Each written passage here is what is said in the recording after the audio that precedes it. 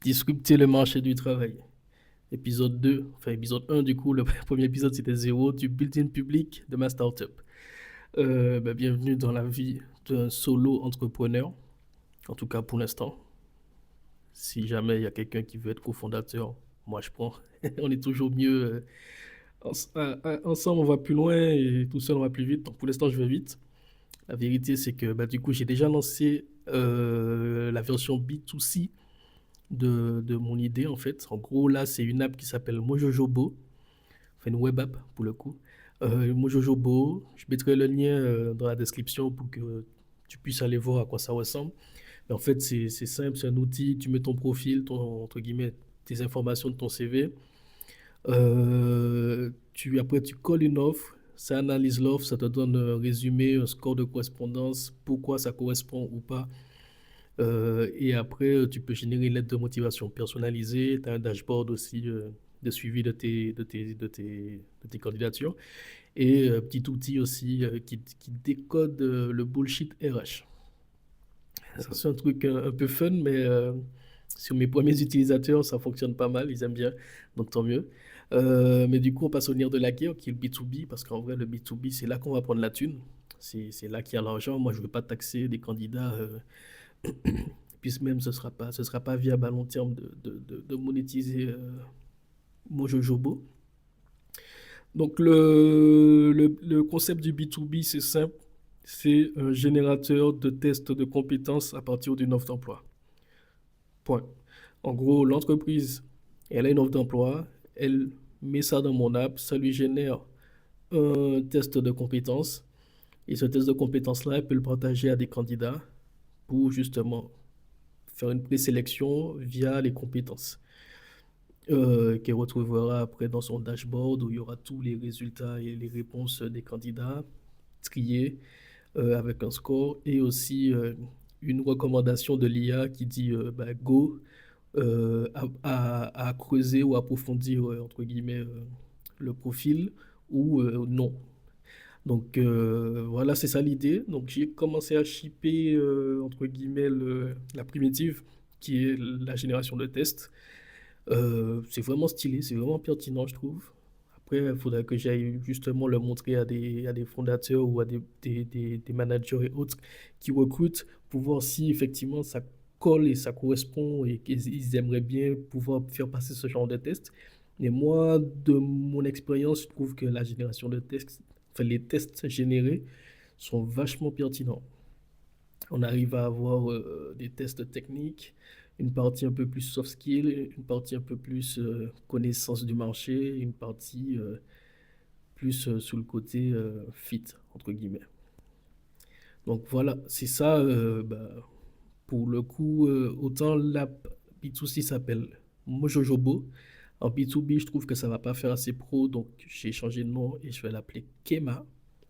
Je dirai dans un autre épisode pourquoi ça s'appellera Kema. Mais du coup, c'est ça. Donc là, ouais, aussi, en fait, le truc, c'est que moi, le but, c'est d'être du côté des candidats à la base. C'est pas du côté des RH ni des fondateurs, plus que ça, même si ça aide pas mal.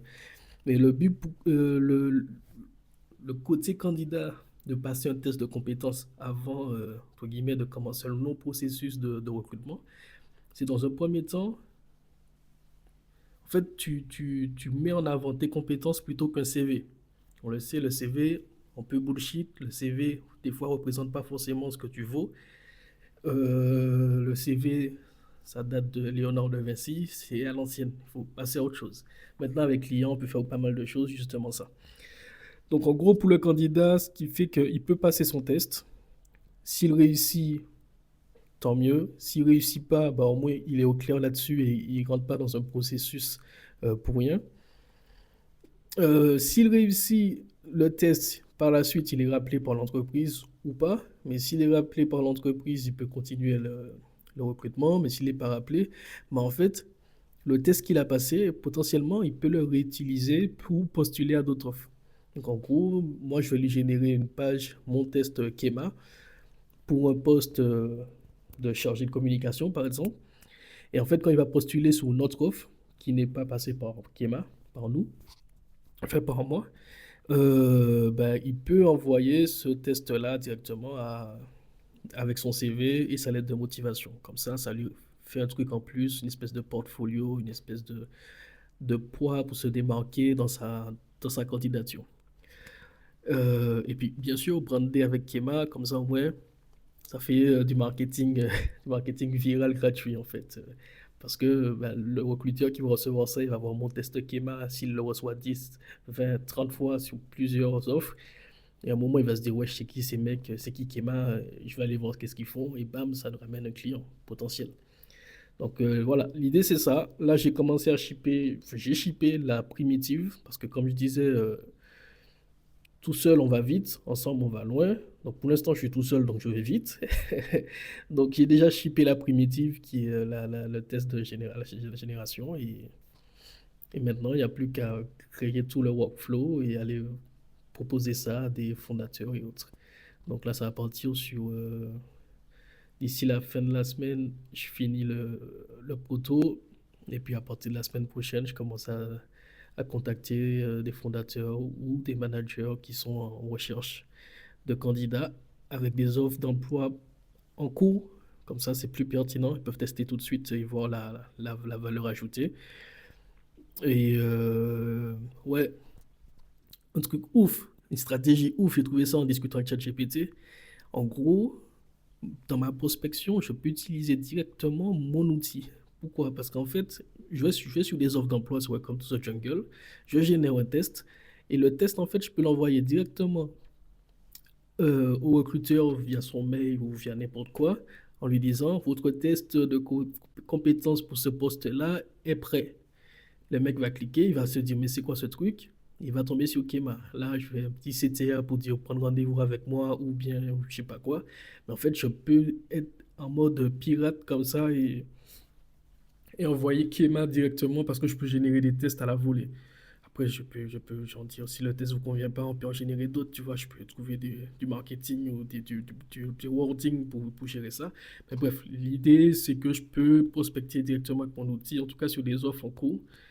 Et bah, en fait, ce sky is the limit. Là, je vais sur toutes les offres d'emploi qui sont dans ma cible et je balance ça, je bombarde ça. Moi, ça me coûte du temps, quoi. Donc voilà l'idée. C'est l'épisode 2. N'hésite pas à aller voir Mojo Jobo dans la description en bas. Je sais pas encore comment on met les liens, mais je vais me démerder, je vais mettre le lien. Au pire, tu feras un copier-coller, mais bref. Si tu es arrivé jusque-là, bah, respect, t'es un champion. Et puis, bah, si tu veux me contacter, c'est sur LinkedIn ou dans les commentaires, comme tu veux. Allez, ciao!